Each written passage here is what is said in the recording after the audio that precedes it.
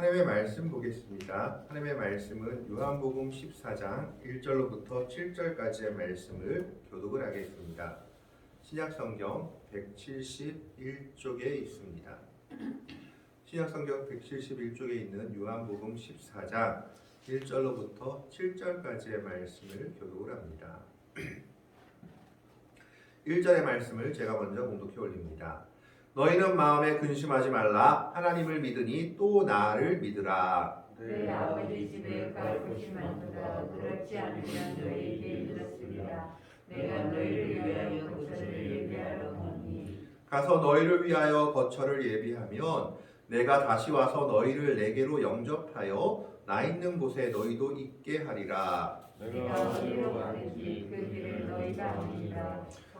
도마가 이르되 주여 주께서 어디로 가시는지 우리가 알지 못하거늘 그 길을 어찌 알겠사옵나이까. 예수께서 이르시되 내가 곧 길이요 진리요 생명이니 나로 말미암지 않고는 아버지께로 올 자가 없느니라. 7절의 말씀을 다 같이 읽겠습니다. 너희가 나를 알았더라면 내 아버지도 알았으리로다. 이제부터는 너희가 그를 알았고 또 보았느니라. 아멘.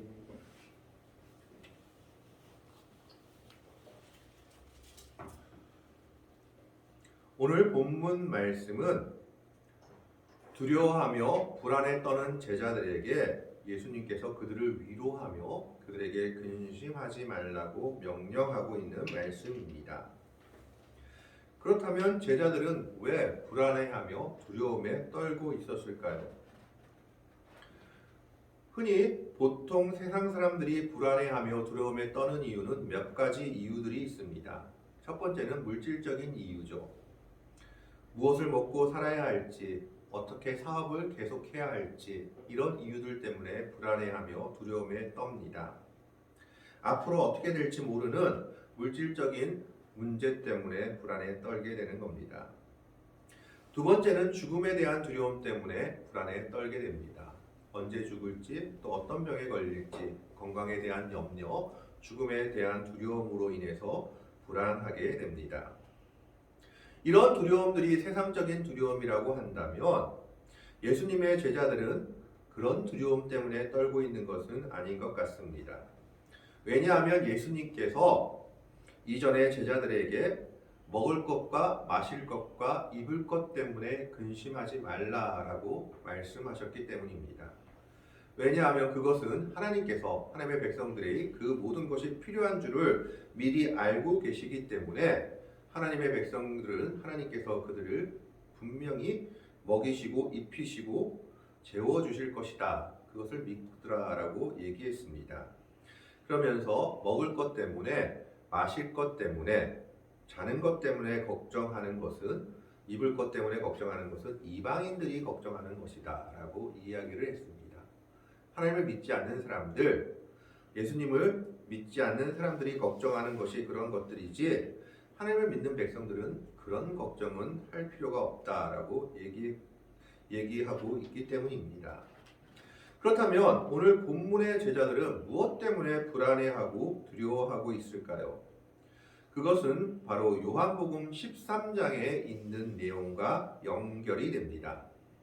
요한복음 13장에 보면 예수님이 세족식을 하는 장면이 나옵니다.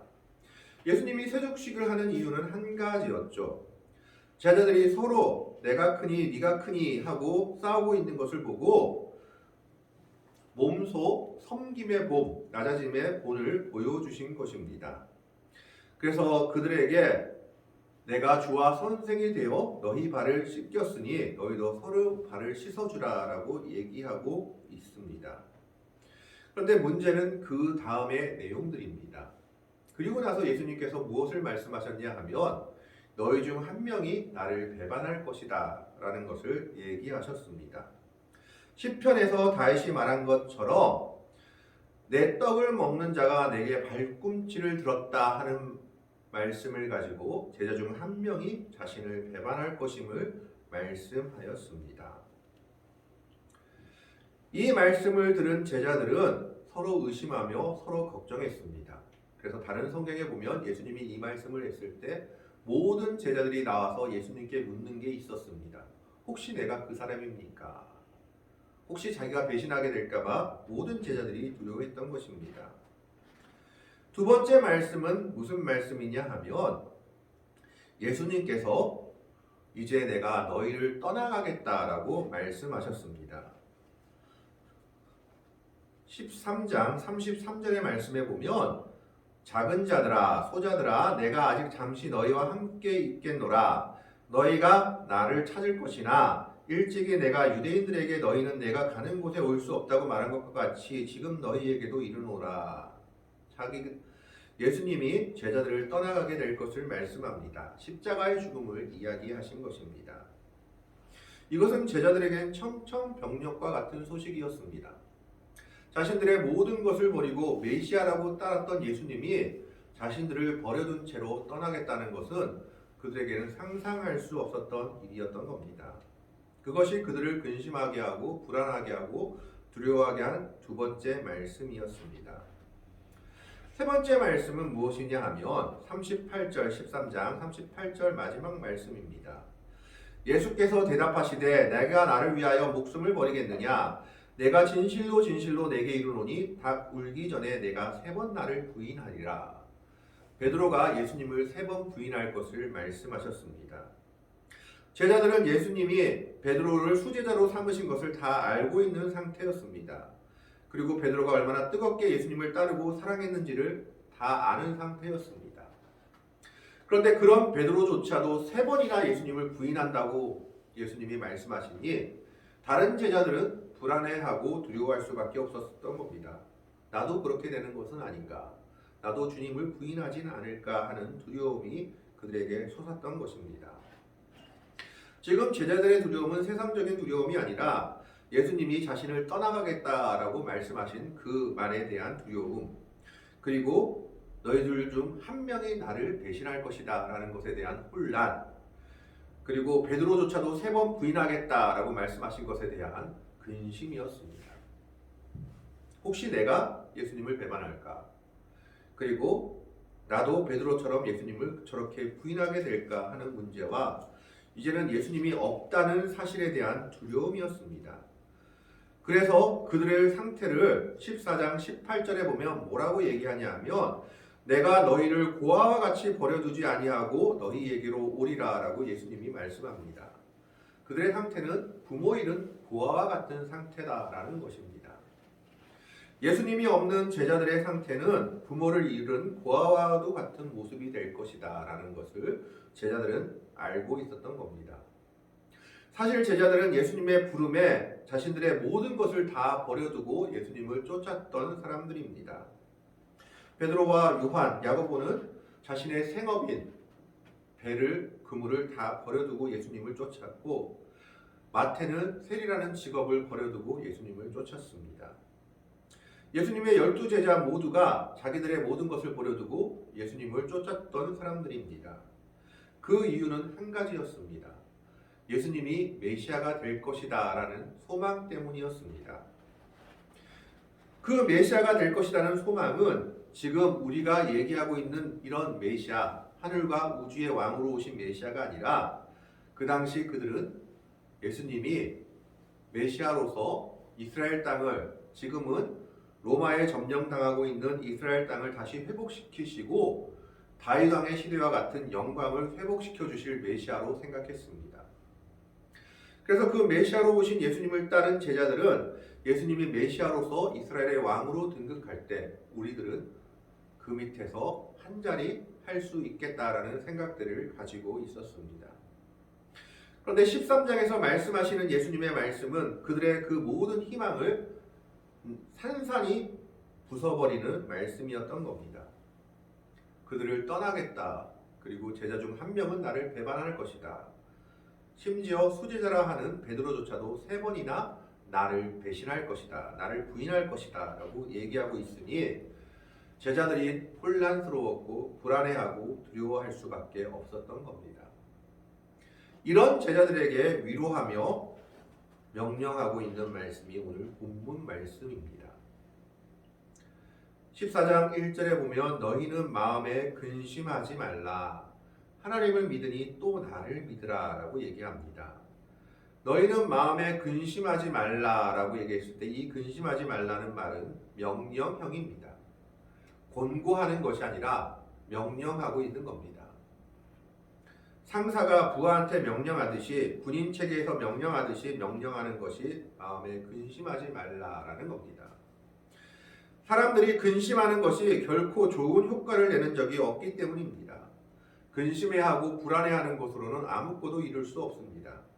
오히려 자기들의 마음만 갉아먹고 심지어 더 나아가서 육신의 건강까지 해치는 것이 바로 근심입니다. 그래서 제자들이 앞길을 모르고 예수님의 말씀 때문에 불안해하고 근심했을 때 예수님은 명령하십니다. 너희는 마음에 근심하지 말라라고 얘기하면서 그 근심을 이길 수 있는 방법을 뒤에 이어 말씀하고 있습니다. 그 방법은 딱 한 가지였습니다. 바로 믿음입니다. 그 뒤에 말씀해 보면 하나님을 믿으니 또 나를 믿어라. 이 말씀을 원어의 뜻을 보면 이중 명령으로 풀이하기도 합니다. 하나님을 믿어라, 그리고 또 예수님을 믿어라. 그런데 그것보다는 어떤 의미가 더 강하냐? 이스라엘 백성들이 하나님을 굳건히 믿는 것처럼 메시아로 온 예수 나를 너희도 그와 같은 마음으로 믿게 되면 이 모든 두려움과 근심에서 벗어나게 될 것이다 라는 것입니다. 우리가 두려워하는 모든 것, 불안해하는 모든 것, 근심하는 모든 것에서 벗어날 수 있는 방법은 한 가지입니다. 그건 바로 믿음입니다. 하나님을 믿는 것처럼 예수님을 믿게 될 때 그 믿음이 우리를 모든 근심에서, 불안에서 우리를 건져 주신다라는 겁니다. 믿음이라는 것은 무엇입니까? 믿음이라는 것은 바로 하나님께 나의 모든 것을 맡기는 겁니다. 주님께 나의 삶을 맡기고 우리의 삶을 주관해 달라고 부탁하는 것입니다. 이 믿음의 가장 훌륭한 본을 보여준 사람이 바로 구약의 다윗 왕이었습니다. 시편을 보면 이 시편을 가장 많이 지은 사람이 다윗이었습니다. 그런데 다윗이 지은 시편은 대부분이 다윗이 편하고 좋을 때, 왕위에 올랐을 때 지은 시편이 아니라 다윗이 가장 힘든 순간에, 어려운 순간에 지은 시편이 대부분입니다. 언제였냐 하면 사울의 죽임을, 즉 사울이 다윗을 죽이려고 할 때 사울을 피해 다닐 때에 지은 시편, 그리고 그의 노년에 자기의 아들 압살롬이 자기를 배반해서 죽음 가운데 있을 때 지은 시편입니다.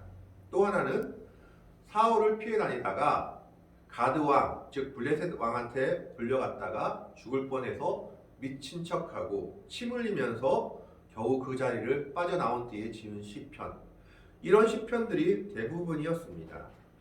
그런 시편들에서 고백하는 것이 무엇입니까? 다윗이 고백하는 것은 딱 한 가지입니다.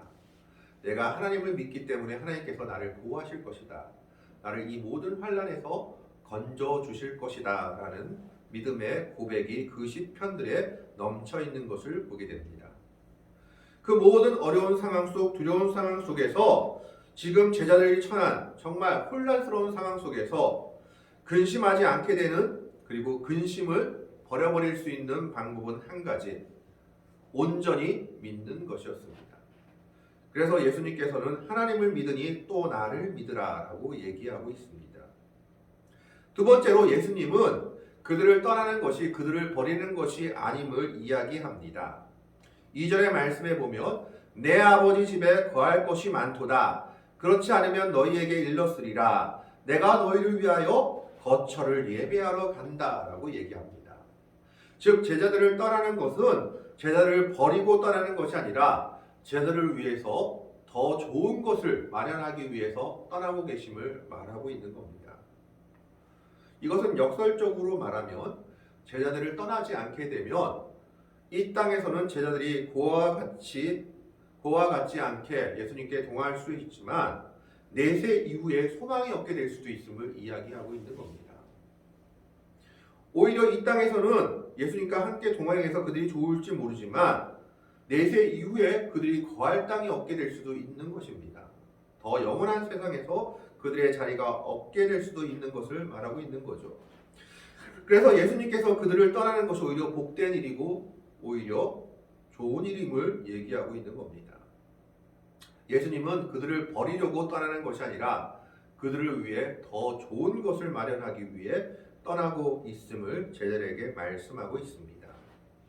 내 아버지 집에 거할 곳이 많도다. 그렇지 않으면 너희에게 일렀으리라. 내가 너희를 위하여 거처를 예비하러 간다 라고 얘기합니다.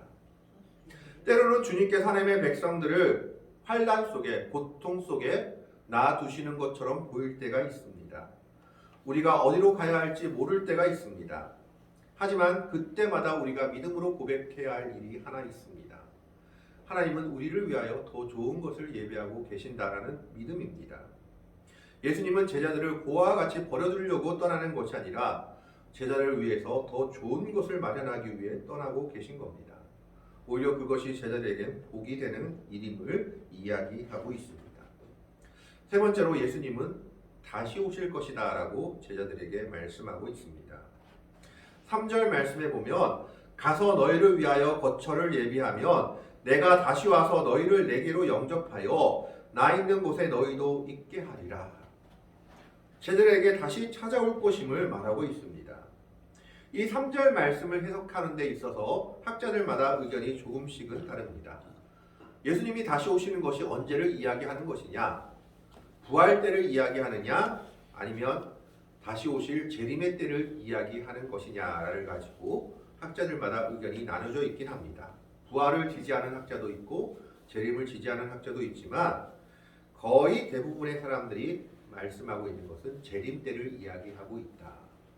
예수님이 다시 오신다는 것은 예수님의 마지막 종말 때, 재림 때 예수님의 백성들, 예수님의 제자들을 품어주실 것을 말하고 있다라는 것을 얘기하고 있는 겁니다. 주님은 제자들을 고아와 같이, 하나님의 백성들을 고아와 같이 버려두지 않고 반드시 다시 오실 것임을 약속하고 말씀하고 있는 겁니다. 그래서 그들을 영접한다는 것이 뭡니까? 가장 좋은 곳으로 그들을 맡고 있겠다라는 뜻입니다.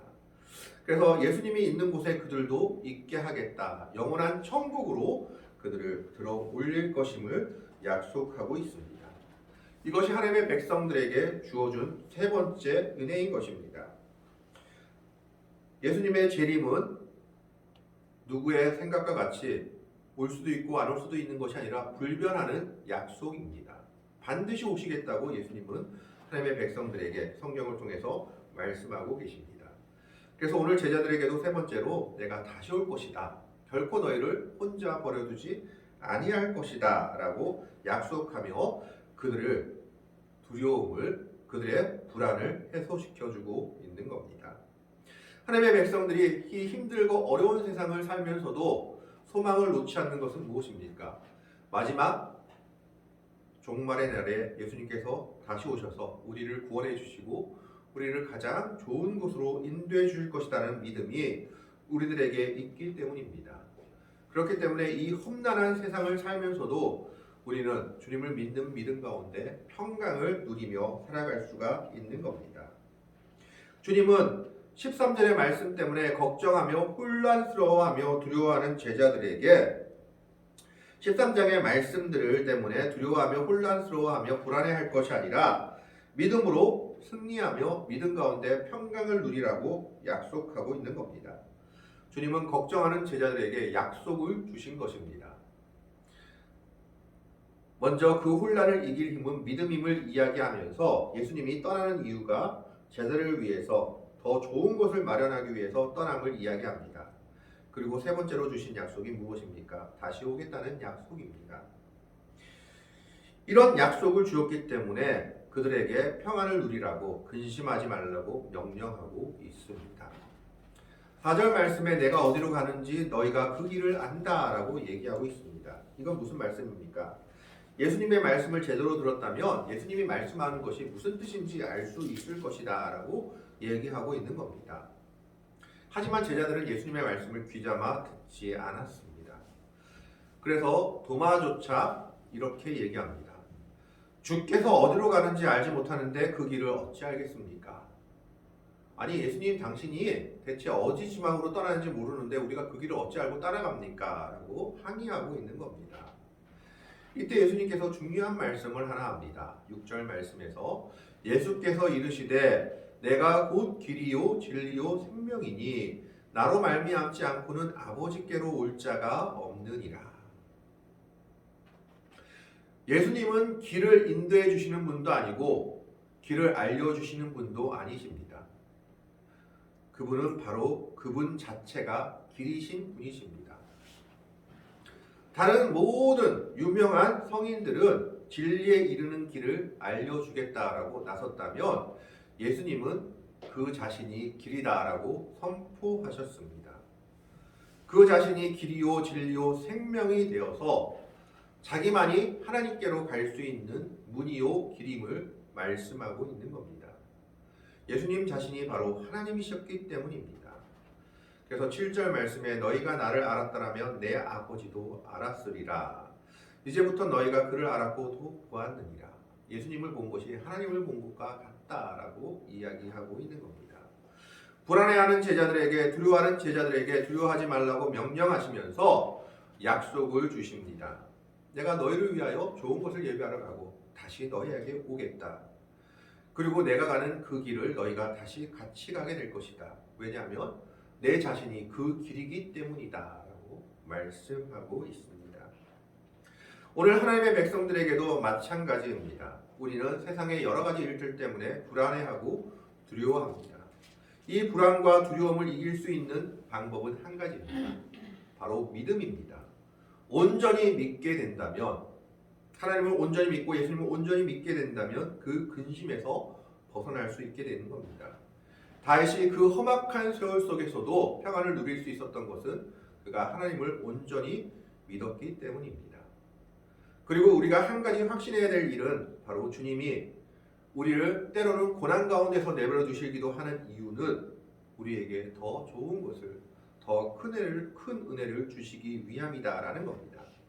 그리고 그분은 끝까지 우리를 홀로 내버려 두시는 분이 아니라 다시 오셔서 제자들과 함께 하시듯이 우리들을 마지막에는 구원하시며 같이 동행하시는 분이심을 오늘 예수님의 말씀은 제자들에게 또 우리들에게 말하고 있는 것입니다.